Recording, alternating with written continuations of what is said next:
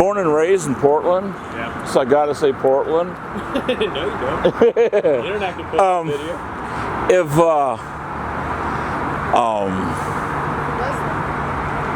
If I could live anywhere else but Portland, I'd say Santa Barbara. I just got here and it said now, and that was okay. After that, I'd say Oxnard. I Where's Oxnard? You know where Ventura, California is? It's right across the 101. Oh, okay. So you like the California coast? Yeah. Yeah. Nice down there.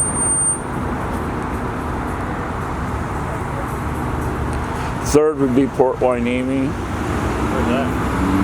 right next to Oxnard. Another California coast town? Yeah.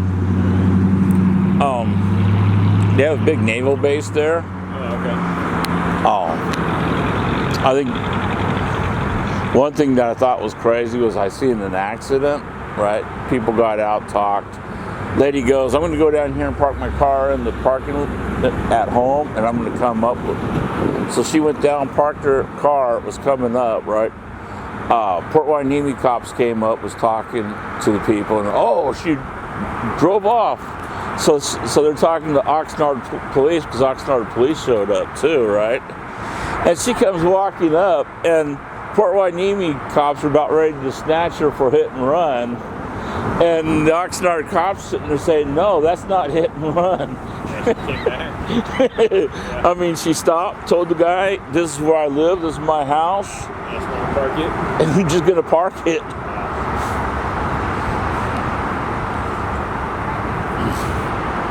Better than blocking the street. Yeah.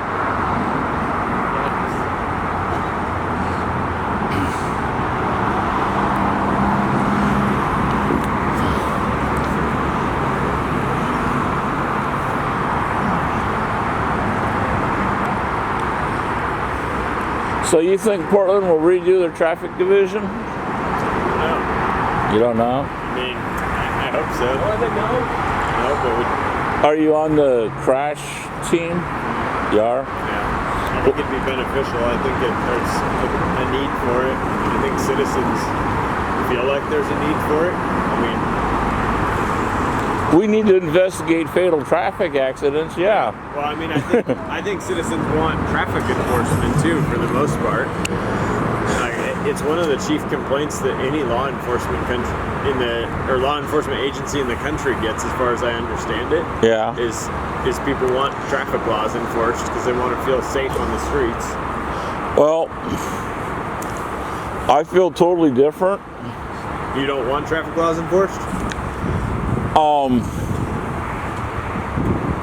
I look at it this way. Portland's so understaffed that if you make a traffic division and you say you guys are totally dealing with traffic, when serious things happen, then, right now you guys are short-staffed.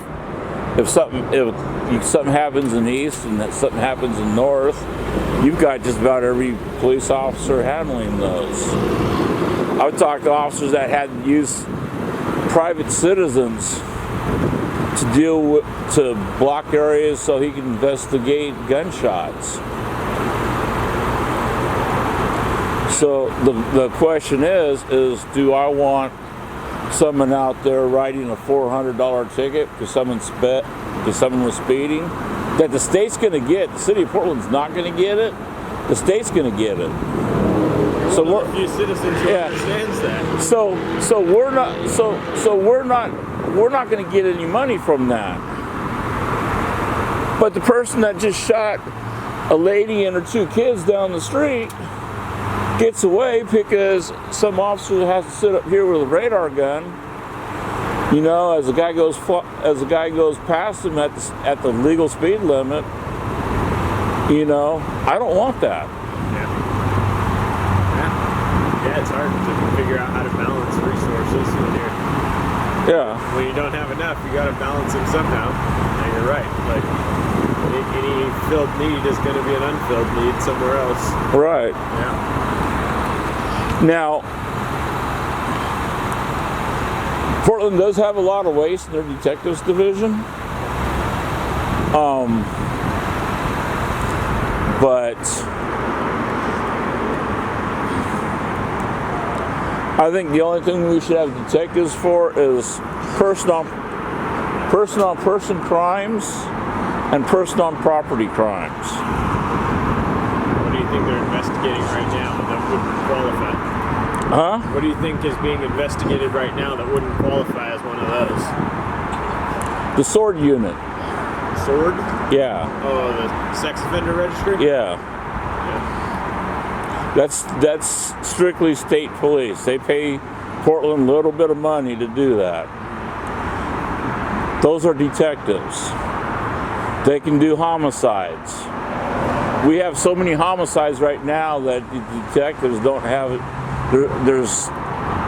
They're slammed with caseloads. They can't investigate all the homicides. Yeah, they're probably pretty overwhelmed lately. Yeah.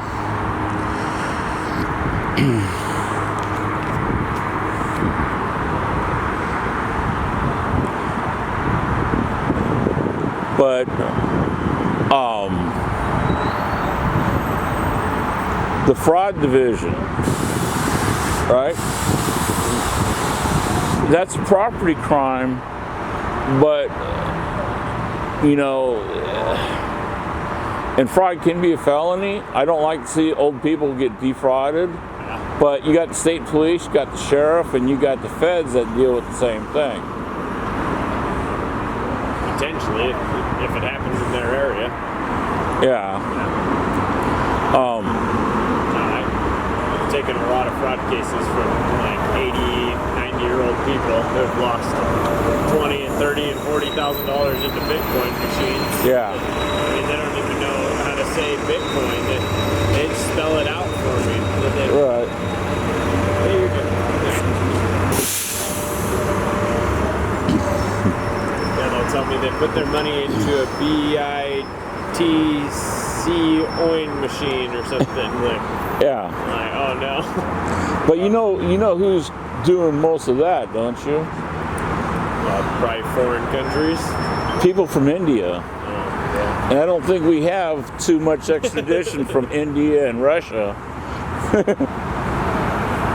But see, there's other people right now, like I watch Scammer Payback, and he specializes in getting into these companies that do scams, and he'll copy all their stuff and then erase everything on their computer. Oh wow. Yeah.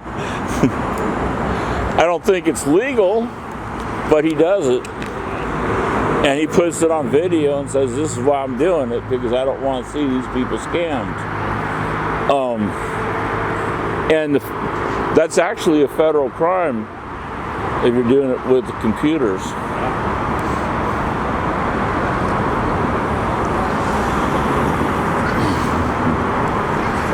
Doing any kind of investigation on small burglaries and stuff like that. We're gonna swap cuffs and we can walk him over to the hotel. That's a bad idea, maybe. He's being. I don't think he'd make that suggestion. Yeah. I'm gonna do him on top. I offered to transport the whole house. He's like.